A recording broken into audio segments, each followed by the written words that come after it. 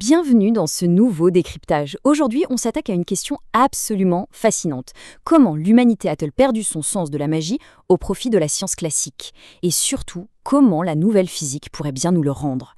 C'est une exploration qui va littéralement secouer notre perception de la réalité. Cette phrase choc du célèbre sociologue Max Weber, elle résume parfaitement la crise existentielle qui se trouve au cœur de notre civilisation. C'est fou quand on y pense. Avec l'avènement de la physique classique, le monde s'est transformé en une immense horloge mécanique, froide et totalement prévisible. Bye bye la magie. Et c'est là qu'intervient notre document source pour cette analyse, le brillant ouvrage de Stuart A. Kauffman.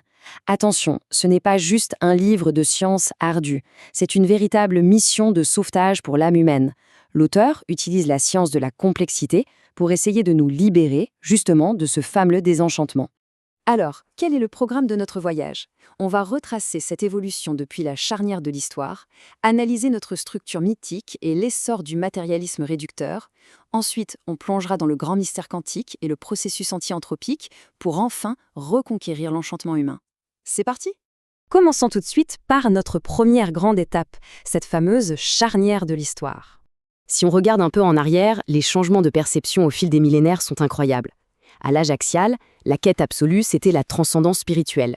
Puis, bon dans le temps, la Renaissance débarque et remet l'humain et l'art au centre de tout. Mais ensuite, vient la révolution scientifique et les Lumières au XVIIe siècle. L'idée générale, c'était que tout pouvait être compris et maîtrisé par la science pure. Un triomphe, certes, mais qui a eu un prix colossal pour notre époque. Et ce prix, l'ancien Premier ministre britannique Gordon Brown le résume de façon assez brutale. Nous serions réduits à des étiquettes de prix. C'est ça le vrai problème aujourd'hui.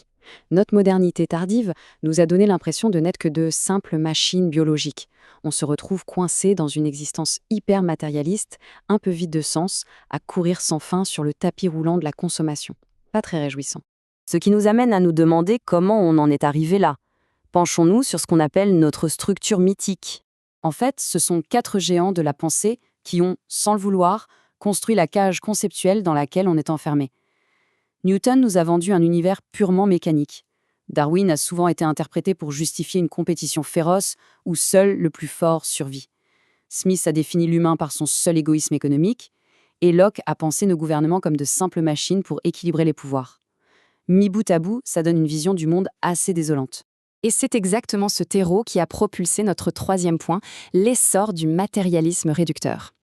Alors, qu'est-ce que c'est que ce concept? En gros, c'est l'idée philosophique que l'univers entier obéit à des lois fondamentales strictes. En clair, tout serait écrit d'avance, dicté par les lois de la physique depuis le Big Bang. Pas de place pour la nouveauté, pas de place pour le libre arbitre.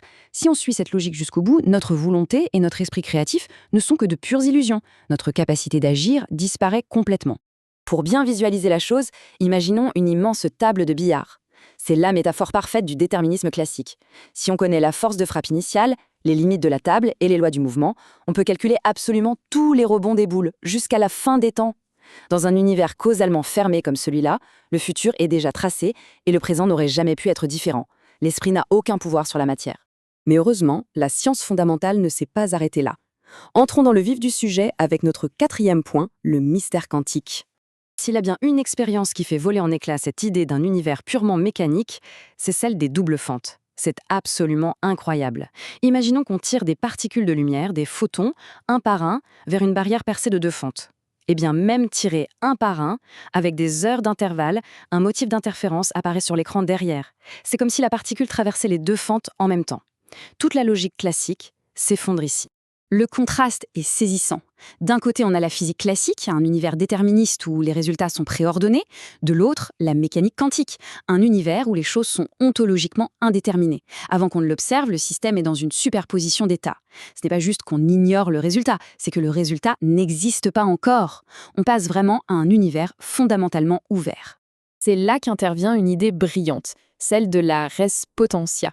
C'est un concept qui propose que ces possibles invisibles font véritablement partie de notre univers. Contrairement aux choses matérielles qui sont soit vraies, soit fausses, ces possibilités n'obéissent pas à la logique classique.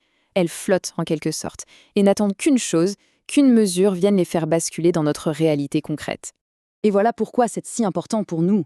Si l'observation consciente participe à transformer ces possibles en réalité, alors la mécanique quantique nous rend tout simplement notre subjectivité et notre libre arbitre. l'univers devient participatif. Notre esprit n'est plus une illusion, c'est une force causale réelle. Là où la physique classique nous avait volé notre humanité profonde, la physique quantique la restaure. Poursuivons cette logique avec notre 5e partie, le processus anti-anthropique. Qu'est-ce que ça signifie à grande échelle? Eh bien, l'univers crée sans cesse de nouvelles choses concrètes, de nouveaux actuels. Et chaque nouvelle création déverrouille à son tour de tout nouveaux possibles adjacents totalement imprévisibles. C'est comme un immense jeu de construction sans notice. Il n'y a pas de loi globale préétablie qui dicte tout à l'avance. L'univers s'invente lui-même en permanence. C'est pour cela que la vieille idée d'un univers qui ne fait que s'éteindre lentement sous le poids de l'entropie n'est pas exacte. Il suffit d'observer la complexité incroyable des réactions chimiques, l'évolution biologique ou l'explosion hallucinante de nos propres outils économiques depuis 50 000 ans. En explorant constamment ces possibilités adjacentes, la biologie et la culture humaine construisent une complexité magnifique qui défie toute équation mathématique préexistante. Et nous voici à la conclusion naturelle de toute cette réflexion. Comment pouvons-nous reconquérir l'enchantement humain? Il est temps d'adopter une toute nouvelle structure mythique pour notre société. Oublions le matérialisme froid. On peut enfin reconnaître qu'on vit dans un univers complètement co-créatif. La nature n'est pas un simple stock de ressources à piller, c'est un système vivant dont on fait partie intégrante. L'idée, c'est de valoriser notre pleine animation émotionnelle et d'apprendre à cultiver avec une grande sagesse les opportunités infinies qui s'offrent à nous. Ce qui nous laisse face à une ultime question, vertigineuse. Dans cet univers créatif, dont le futur n'est écrit de nulle part, qu'allons-nous choisir de créer tous ensemble? L'univers n'est définitivement pas une machine aveugle, c'est un mystère en perpétuelle évolution. Et puisque nos choix conscients façonnent véritablement ce qui devient réel, notre responsabilité est immense. La vraie magie du monde est littéralement entre nos mains. Alors quel monde allons-nous inventer demain? C'est une pensée incroyable sur laquelle méditer aujourd'hui.